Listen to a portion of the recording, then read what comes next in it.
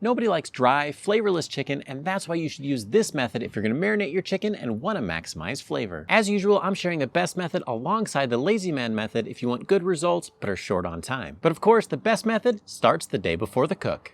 For this method, you want a disposable baking tray and a gallon plastic zipper bag. Add 6 boneless, skinless chicken breasts to the bag, and the disposable tray will act as a leak guard in the fridge. We'll use it for cooking later too. Whatever you do, don't marinate your meat in a metal tray or the metal can leach into your food, and that's not good eats. Teriyaki is one of my favorite flavors, and people talk about Mr. Yoshida like he lives next door. This marinade works because it has enough salt that is more of a brine than a marinade, and if you're using something else, check the ingredients and avoid marinades with acids as the primary ingredient because they can make the meat mushy. A few people in my last video commented that I didn't marinate the chicken long enough, and that's why I did it that way. I can marinate this much longer to maximize the flavor, so pour nearly the entire bottle over the chicken, but save a little bit for reasons I'll show you later. Remove as much air from the bag as you can to maximize contact with the marinade before you seal it up. Give it a massage and put it in the fridge for 8 hours or as long as 24, making sure that you flip it halfway through so that way everything gets coated evenly. A common question that people have is how long should I marinate my chicken breast, and that is a big it depends. If you're using a salty brine or marinade like Mr. Yoshida's, an 8 to 24 hour soak is great because it allows it to really get into the meat in a way that won't drip off once you put it on the grill. But if you only have a couple of hours, you're better off doing the Lazy Man method. I don't normally suggest acidic marinades for chicken, but if you're gonna use it and it has something like pineapple or vinegar in it, you wanna limit it to 2 hours so that way the acids don't break down the meat and make it mushy. But the best part is these are starting points and you can experiment. If you didn't get exactly the way you wanted, you can have more or less time the next time you cook until you get it perfect for your marinade.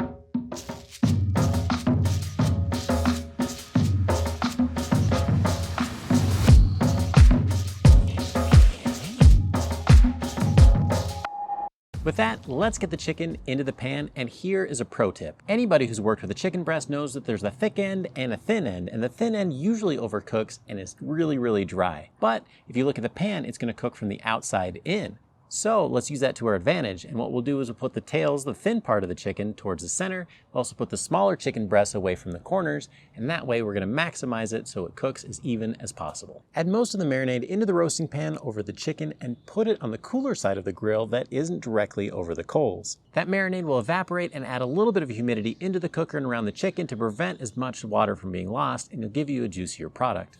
I'm gonna let this cook for about 20 minutes with the lid closed, and I'm aiming for a temperature around 350 degrees Fahrenheit. For the Lazy Man method, I'm gonna do things a little bit differently. I lit up a half a chimney of charcoal, and I'm gonna put it on one half of the grill to give me true 2-zone cooking. That gives me a hot searing side and a cool side to retreat to in case things get out of hand. I also covered the cool side of the grill with a sheet of aluminum foil to catch the drips, because the Lazy Man method is also the smart method, and you know that I don't want to spend a lot of time with cleanup when it's done. While the barbecue's coming up to temp, I added a half a teaspoon per pound of salt over the chicken so that way it could soak in for a little bit, and normally I would use a full teaspoon, but I know that the marinade or the sauce is going to have a little bit of salt and I don't want to overdo it.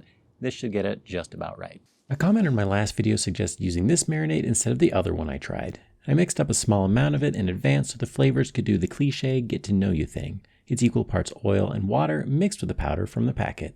For this method, I'm going to direct grill the chicken with the lid off, which should give the right amount of heat with only a half a chimney of lit charcoal.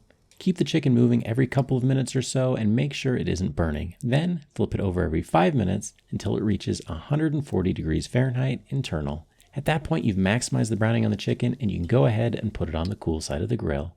Layer on the marinade or the sauce before putting it back over the coals. That will allow it to thicken and caramelize, but you gotta watch it carefully for using a sauce with sugar because it can burn really quickly, even as fast as 30 seconds. You can also keep layering the sauce on if you want to amp up the flavor, and then pull the chicken when each piece reaches 160 degrees Fahrenheit. This method was super fast and done in about 25 minutes, and it's perfect for a weeknight cook. For reference, that's how long the other chicken cooked in the marinade before I flip each breast over so it would cook evenly. It's also a good idea to rotate the pan since the side farther from the coals will cook a bit slower too. After another 20 minutes or so, the chicken has reached between 120 and 130 degrees Fahrenheit and the marinade has kept it really juicy. I took the chicken out of the pan and then I put it on the indirect side to bake for about 10 minutes or so. And you could easily finish it that way, but I like the flavor and the way it looks after direct grilling it for a couple of minutes per side. For extra flavor, take some of the reserved marinade and brush it on while you grill it. So here's why I saved some of that Mr. Yoshida marinade for the final part of the cook. The marinade that the chicken has been sitting in has also gotten some of the bacteria from the raw chicken, and so if you get a perfectly cooked chicken breast and then smother that on the outside, you might be adding salmonella instead of that beautiful flavor that you're hoping for. Let's keep everybody safe and not sick, and use fresh marinade rather than something that's already seen the chicken.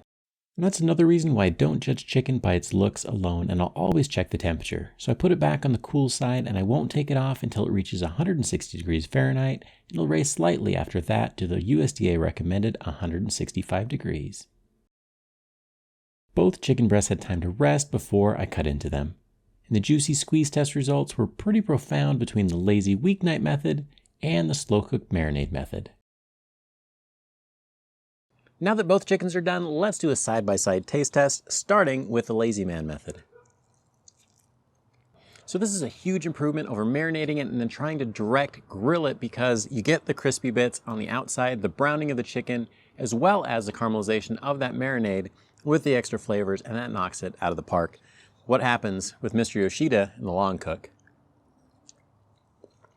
So this chicken is super moist, and that is in part because of the cooking method. It braised for a lot longer rather than doing the direct grilling, but you can definitely tell I did direct grill it in the end because that really thickened up the sauce.